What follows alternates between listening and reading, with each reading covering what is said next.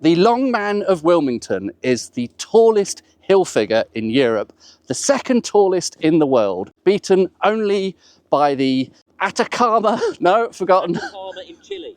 The Atacama in Chile. It is only one of two hill figures depicting a human form in the UK. But unlike its Dorset cousin, the Cerne Abbas giant, which was recently dated to between 700 and 1110 AD, we don't know the exact age of the Long Man of Wilmington. There's another big difference between the Wilmington Long Man and the Cerne Abbas giant, but we've resisted that tawdry opportunity. What we do know is that he's changed his appearance quite a lot over the last 300 years. Join us as we take a look at this enigmatic hill figure and see what we can unpack. That's a YouTube vulgarism, by the way. Right, Tweedy, can you do the poem bit now before we go into the titles? When Firle or Longman gets a cap, we in the valley get a drap. That was very good, Tweedy, really good. You're a natural. Well, thank you. I spent yesterday reading 14th century Middle English poetry about ploughman's lunches. There's your doorbell again. That's my doorbell ringing, and I'll put a link to Tweedy's video in the description down below.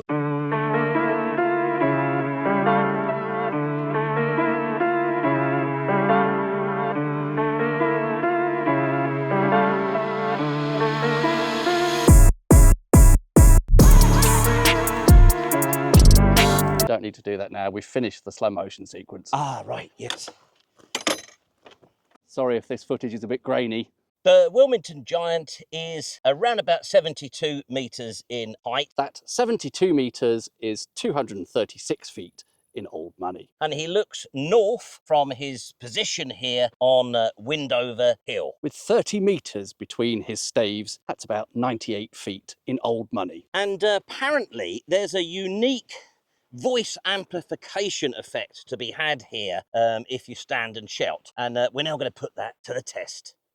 Tweedy has very gallantly offered to put this voice amplification theory to the test. Please make sure you turn your mic off, and then I'll let you know when I've turned mine off so we can test this. Like and subscribe! You guys will have to tell us in the comments down below whether that actually worked. Get your hand behind it and lift Oh, it up. crikey, that's heavy for an imaginary video device. It's very, very expensive. So if you just hold that there. Okay, oh, just me. That's it. No, I'm holding it as Oh, well. right, okay. This picture is the earliest picture of the Long Man. It's 1710. John Rowley. And that was only discovered more recently, wasn't it? So many years, the next one we're going to look at was the one that they knew about. He looks quite different. You'll see he's got a sort of a helmet type thing on his head. Most noticeably, he's got a face. Has he got a mouth on that? If you look over. Yeah, it does seem to, yeah. He looks as a little bit as though he's actually got sort of breasts as well, doesn't Yes, he does, yeah. And yeah. his feet are further apart, aren't they? His legs are more sort of blade. It's as though he's carrying a heavy weight, isn't it? It is. I don't know, I can somehow sympathise with him. A bit like us.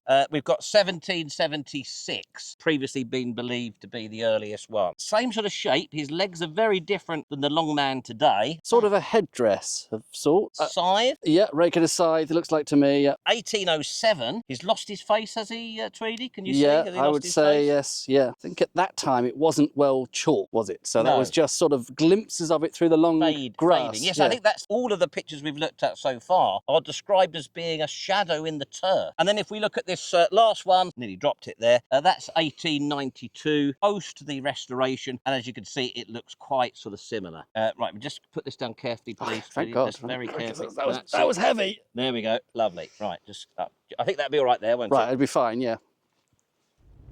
No expense spared this week, and I'd like to thank Tweedy because he has contributed these two additional expensive images. The first one over there is 1854, I believe. What do you make of this one, Tweedy? Well, I think it's a charming pastoral scene with the farm gate and the wagon carrying hay. The figure is quite slender. The staves are there as always. The area around Be careful. the area around the head is interesting, isn't it? Do we think that's hair or is it a hat? But it looks like a sort of a mullet type hair. Frustrating annoyingly, we can't see those all-important feet. And then the next picture that you found was this one from 1874. Now, all we can say about this one, I think the most obvious thing is that suddenly the long man is also the massive man. Huge, gigantic, and a sort of celestial glow around it, I would say. Yes. Well, thanks again, Tweedy, for contributing those additional ones. Oh, and there are also 19th century reports of there being a missing cock. Cockerel, I mean. There's no hard evidence for Neolithic origins of the Long Man of Wilmington. What we do know is there are nearby located at least 2 long barrows, such as this one I'm standing on now, and there are possibly remains of Neolithic flint mines. Among the nearby long barrows, one is named the Giant's Grave, and another contained in it lavish burial finds, which led some people to conclude that the Long Man of Wilmington depicts the chieftain who was buried there. Since at least the 18th century, the idea that our giant is a Romano-British deity has been popular. It's based on 2 things. One, similar images on 4th and 5th century Roman coins, and 2, tiles found in trenches and considered to be Roman by the mighty Barry Cunliffe back in 1969.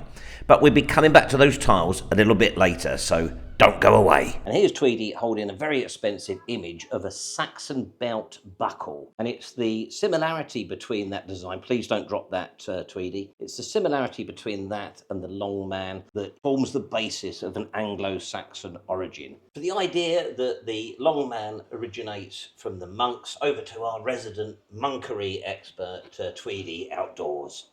There are obvious parallels between Wilmington and the Cerne Abbess Giant because both of those sites are next to monasteries and or abbeys. Wilmington Priory was established in the mid-11th century and dissolved in 1414, and both of those sites were Benedictine cells. We've had medieval monkery, and inevitably there are going to be some ley lines coming up in a bit.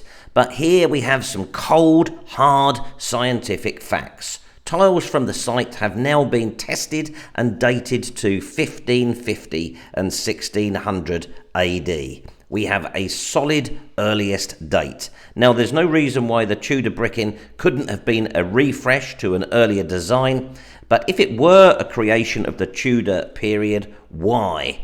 The Long Man looks towards Warbleton. In June 1557, an ironmaker from there was martyred along with 9 other Protestants in Lewes.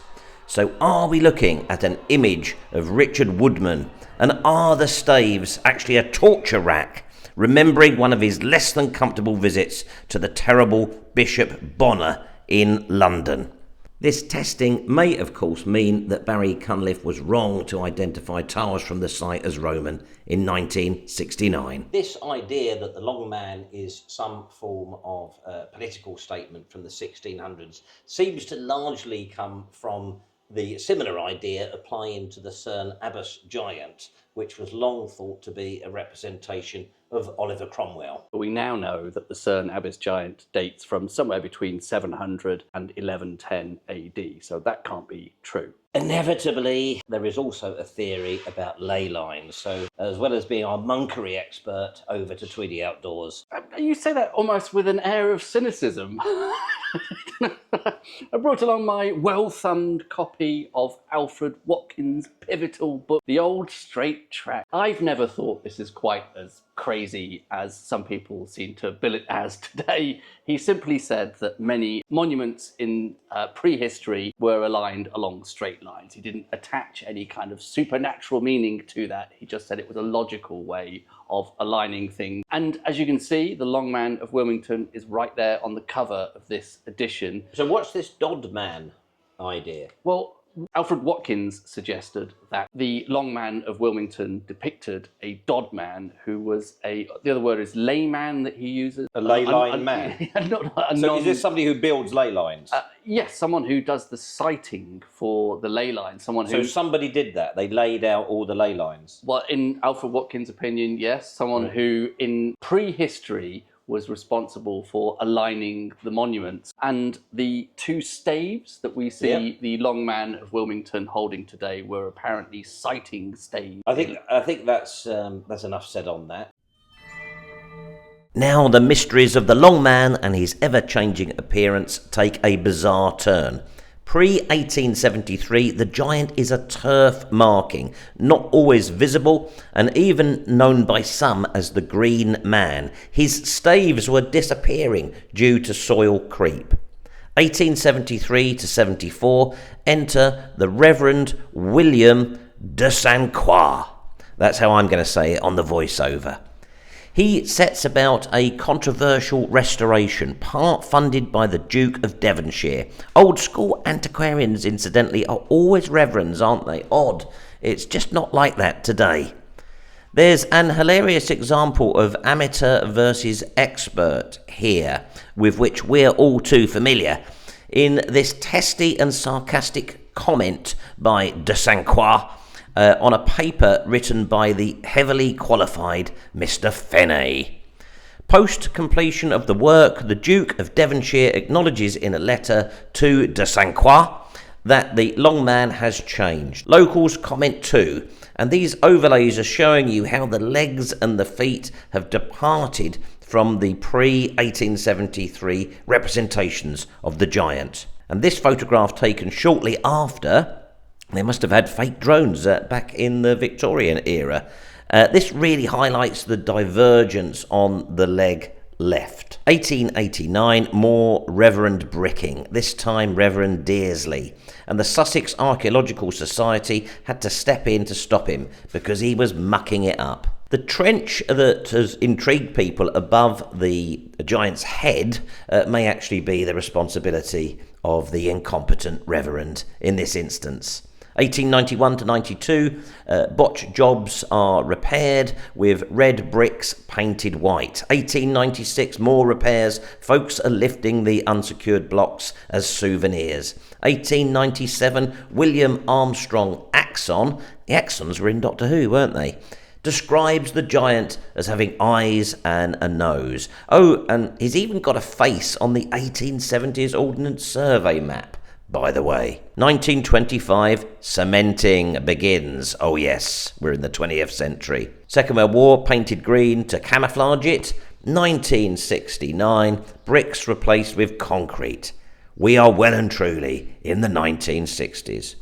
And it's that concrete block representation of the giant that we're looking at today. 1996, resistivity testing shows how much the post-1873 designs diverged from the pre. Staves were 3 metres higher, for instance. And they even found a bit of the scythe too. Even the 1969 work fails to follow the 1873 outline, with divergence at elbows, etc., etc., as de St. Croix would no doubt say. Do you remember Susanna and Trini? No, I didn't either, but in 2007 they led 100 women up to the giant to protest about him being a man, I guess, and they gave him temporary pigtails, hips and breasts, which already seems a bit sexist, doesn't it? Anyhow, the local druids were up in arms. Those of you who've been waiting for a phallus need wait no longer. 2010, and locals awoke to their giant having an oversized member to rival Cerne Abbas. 2020, during the unpleasantness, the Long Man had a face mask imposed upon him, as did the rest of us. And even those anti-frackers have had a go. How long till the Just Stop Oil people paint him orange? It's an absolutely baking hot day, so we ended up in is it called the Long Man pub? Yes, Tweedy? the Long Man Inn, yeah. The Long Man Brewery nearby. Can't help but think it was the monks what done it. But you do tend to always think it was the monks what done it. That has been a running theme, yes. I'm nothing if not consistent. Rationally, the thing is we've got this dating of the tiles back to sort of 1550. What I like is the idea that that doesn't necessarily mean that was when it was created, does it? As it was bricked in the 1800s and re-bricked in 1969, perhaps in 1550 they were re-bricking it. Particular study that gives us the date at Cerne Abbas for the giant, the optical luminescence sensitivity You wanted to get study. that I in, really didn't wanted you? to say that word, that phrase. That has not been carried out, to my knowledge, here at Wilmington at the Long Man. And I'm not sure if the bricking somehow makes that problematic now, that it's no longer possible to do that kind of study. Yeah, I did go down. It's all open access, so there was nothing to suggest I couldn't. Before any of you lot start moaning at me, I went down close to the bricking. Very difficult to see any sign of anything ancient there. It does look like 1969 breeze blocks. And it was only visible at certain times of day, in certain light, in certain seasons. That's an intoxicating idea. I feel like we've really done a time team bit in the pub with that. You know, the change in appearance. What are your thoughts on that? Well, I think particularly with the Reverend William are we calling him Saint Croix or Saint Croix? I haven't done the voiceover yet. Okay. So I don't know how I'm going to pronounce it. We haven't come down one way or the other, but he needs a little bit of defending here because he had a hard task when he was bricking the site in the 1870s. He had a very faint and, as we said, not always visible outline to follow. Ultimately, Well, I think Fenny was highly critical of him, was initially, but he warmed to it, didn't he? And then I think he realised that given the resources that they had available at the time, that was the only way to preserve the outline. I think initially he wanted the chalk to be dug much deeper to sort of show the underlying chalk, but I think they're obviously working on a very limited budget. Well, it's been a great day, hasn't it? And I'm sure the viewers will let us know in the comments down below what they think. So cheers.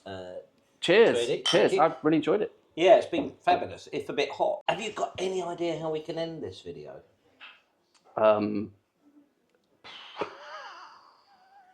It's always a problem, isn't It is a problem. It's always a problem. Do Phil Harding, they'll love that. Oh, God, too right that.